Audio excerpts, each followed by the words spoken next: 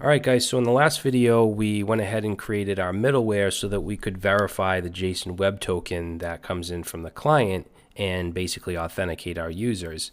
Now, up to this point we can register a user and get the token, but we need a way to be able to log in with users that are already in the database. So that's actually going to go in our routes API auth.js file, okay, because it's authentication. So it's going to be similar to what we did in the users, the register here, except instead of signing up a user, we're validating a user. So I think that a good idea would be to just copy this entire route that we did to register a user and go to our auth.js and put this right here and just kind of change things up as we need. So this is actually going to be a post request to API/auth, and this is going to authenticate user and get token. Okay, and this is going to be public, obviously, because the purpose of this route is to get the token so that you can make requests to private routes. Now, we're going to be using the Express validator, so I'm actually going to copy from users.js. Yeah, let's grab this right here. Also the config JWT, actually I think we already have that, so just these two here. Oh, we don't have the JWT, so we also want to copy that.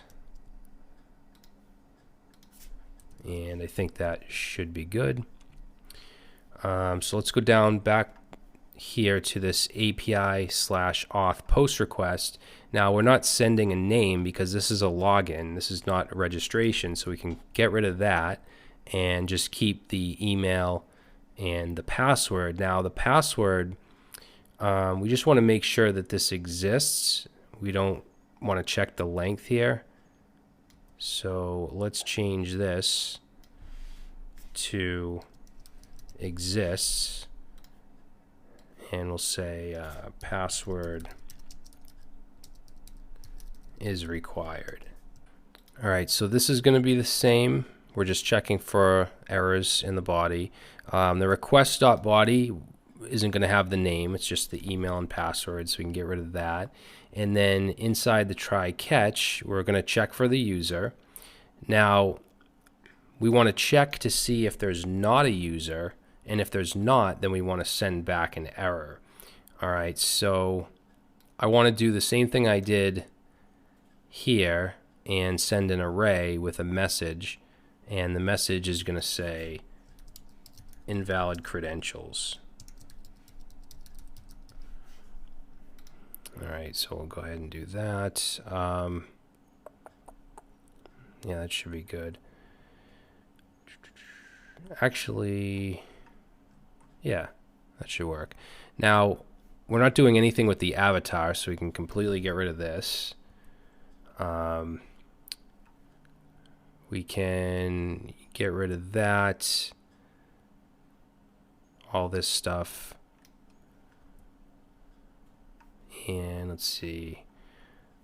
We're going to keep this here, the payload and sending the token, or signing the token and sending it back.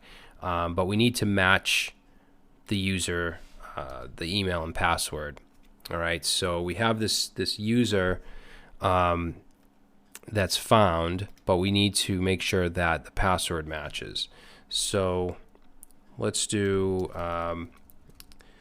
we need bcrypt. Did we bring that in here? No, we didn't. So we have to bring in bcrypt. So I'm going to bring that in right here.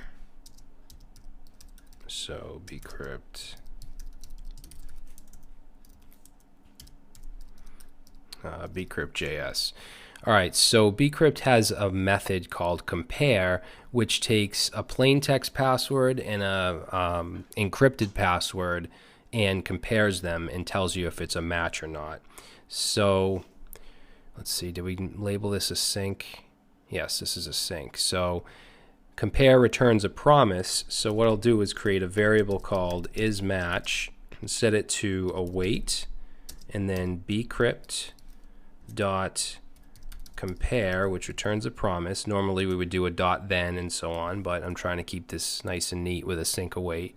So this takes in password, which is going to be the plain text password that the user enters, right? And then the second parameter is the encrypted password, which we can get from the user because we made a request to the database to get the user. And if the user isn't there, we return this error. If it is, then we have that password stored in that object, and we're going to compare these two. All right, now we want to check to see if there's a match, or rather if there's not a match. So we'll say if not is match, then we want to do this same thing, invalid credentials. All right, now just to talk a little bit about security here. In the first version of this course, I had different messages. I said, user does not exist in this one, and then I said password invalid in this one, which wasn't really a smart choice because then people could see if a user actually existed or not. It might not be a huge deal, but it could pose a security risk. So it's a good idea to just have the same exact response, whether there's no user or whether the password is wrong. All right, just figured I'd mention that. So let's see, under here, we're going to create the payload. So we have the user, we're setting the ID, and then we're signing the token, putting the payload in, the secret, which I don't believe we brought in config. Oh, yes, we did bring in config. All right, so we're bringing in config, get JWT secret, setting the expiration, and in our callback, we're sending back the token. All right, so that should do it. So we'll save this, and let's go back to Postman. Let's open up a new tab, and what we want to do is make a post request to this right here, API/auth, and we need to send along a content type in the header since we're sending data, and that's going to be JSON. So JSON, and in the body we're going to say raw, and let's send email. So techguy.info@gmail.com, password. All right, so what I'm going to do first is do an email that doesn't exist. So I'll just add a 1 here and say send. So we get back invalid credentials, which is correct. Now let's do an email that does exist but with the wrong password, and we get invalid credentials. All right, now if we do something that should match, let's go ahead and send, and we get our token. Awesome. All right, so we can now log in to get the token. Now let's be sure to save this in users auth, and let's say login.